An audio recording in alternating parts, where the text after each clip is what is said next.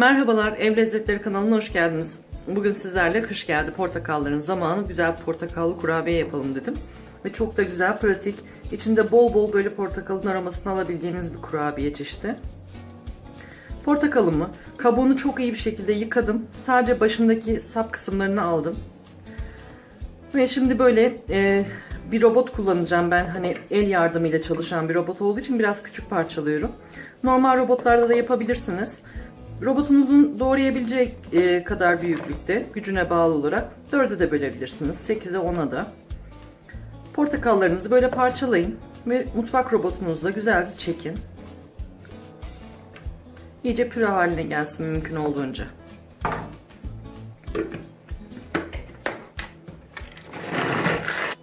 Portakallarımı bir süre böyle güzelce çırptım. Bakın görüyorsunuz neredeyse iyice püre haline gelmek üzere, ezilmek üzere. Bu aşamada 1 su bardağı toz şeker içine ilave edeceğim. Ve tekrar kapatıp yeniden birkaç dakika daha çırpacağım. Amaç şekere portakalın bütün aromasını, tadını çıkartmak ve portakalın daha iyi ezilmesini sağlamak. Portakallarımız tamamen gördüğünüz gibi püre haline geldi. Şekerin artık çıtırtısı gelmemeye başladı. Bayağı şekeri erittim içinde. Şimdi ben böyle bir aparatım var, onu değiştiriyorum. Siz normal mutfak robotunuzun bıçağıyla da işleme devam edebilirsiniz. İlla ki mutfak şefiniz olmasına gerek yok. Benim de yok ve ben bu şekilde bir çözüm buldum. Ya da mutfak robotlarının direkt şeyleri var. Bu hamur yoğurma aparatları var, bıçaksız olan. Onları da kullanabilirsiniz. Şimdi şöyle öncelikle bir çay bardağı sıvı yağ içine ilave edeceğim. Ve 100 gram, bakın oda sıcaklığına gelmiş bir margarinim var burada. Tereyağım var, pardon. Margarin değil. Ama margarin de kullanabilirsiniz tabii ki. Tereyağı güzel bir koku veriyor. Portakalla birlikte yakışıyor. O nedenle tereyağı kullanmayı tercih ettim ben. Şimdi bunları da güzelce bir çırpacağım.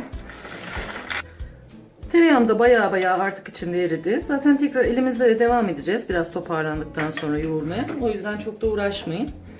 Üzerine 1 yemek kaşığı yoğurt ilave ettim. Bir tam yumurta kırıyorum. Bir yumurtamın beyazını da kenara ayırıyorum. Üzeri için ayırıyoruz bir yumurtanın beyazını.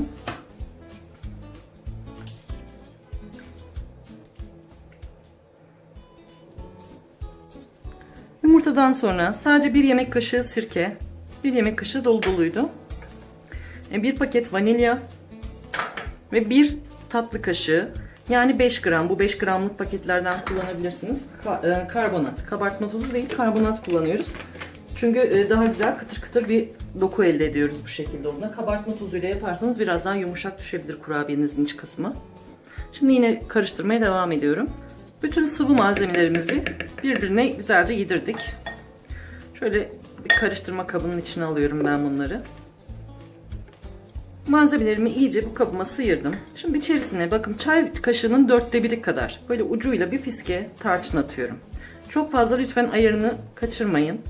Çünkü portakalın tadının önüne geçmesini istemiyoruz. Sadece içinde hoş bir koku olarak geriden gelecek. Yani böyle elinizle şöyle bir tutam, minik bir tutam serpebilirsiniz de.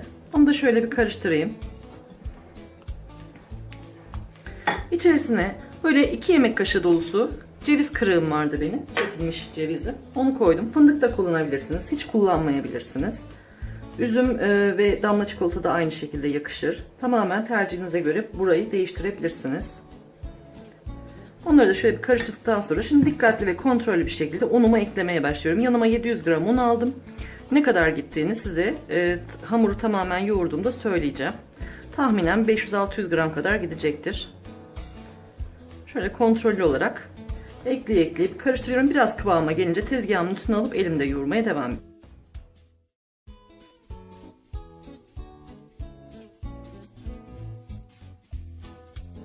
Kurabiye hamurumu yoğurdum güzelce. Çok güzel böyle sapsarı tam portakal renginde bir hamur oldu.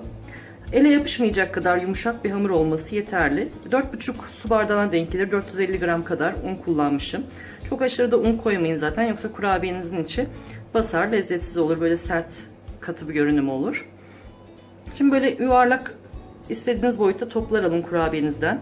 Önce çırpılmış yumurta akını, hani ayırmıştık hamuru yaparken. Daha sonra da burada toz şeker ve tarçın karışımım var. Böyle bir fiske tarçından 2-3 yemek kaşığı kadar toz şekeri karıştırdım. Kurabiyelerimi önce yumurtaya, sonra toz şekerime bulayıp Bu şekilde tepsime alacağım. Hepsini aynı şekilde yapmaya devam edeceğim. İsterseniz toz şeker yerine Hindistan cevizine ya da cevize fındığa da bulayabilirsiniz. Ya da sade olarak yumurta akına batırıp pişirebilirsiniz.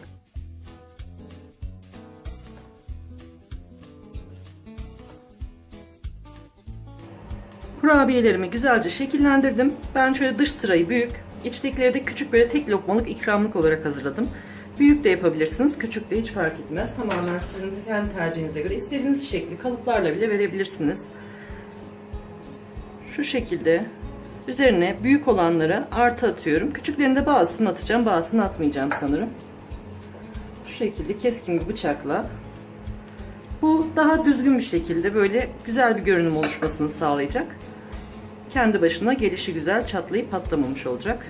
Kurabiyelerimi şekillendirme işlemi tamam. Hepsine artı şeklinde çizik attım ben bıçağım yardımıyla. Şimdi önceden ısıtmış olduğum 180 derece fırında üzeri güzelce kızarana kadar, böyle içi de tamamen çekmiş olacak. Kontrol ederek alabilirsiniz fırından. Pişireceğim. Fırınınızın önceden ısınmış olması çok önemli. Bu şekilde yaptığınızda kurabiyeleriniz çok fazla şekil değiştirmezler, yayılmazlar.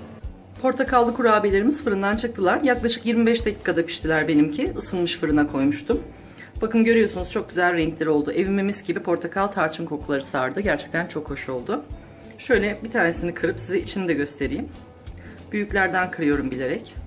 Bakın görüyorsunuz çok güzel bir şekilde çekmiş ve daha şu an henüz ılık, tam olarak soğuyup dinlenmedi. Bunları soğuk olarak iyice dinlendirince lütfen servis edin. Yaptıktan sonra buzlukta da muhafaza edebilirsiniz. Normal kapaklı bir kavanozda bir haftaya kadar da tazeliğini korurlar. Gerçekten dışı kıtır kıtır, içi yumuşacık harika kurabiyeler oldu. Siz de mutlaka yapın derim. Beni izlediğiniz için teşekkür ederim. Kanalıma abone olmayı ve takipte kalmayı unutmayın. Sevgiler diliyorum.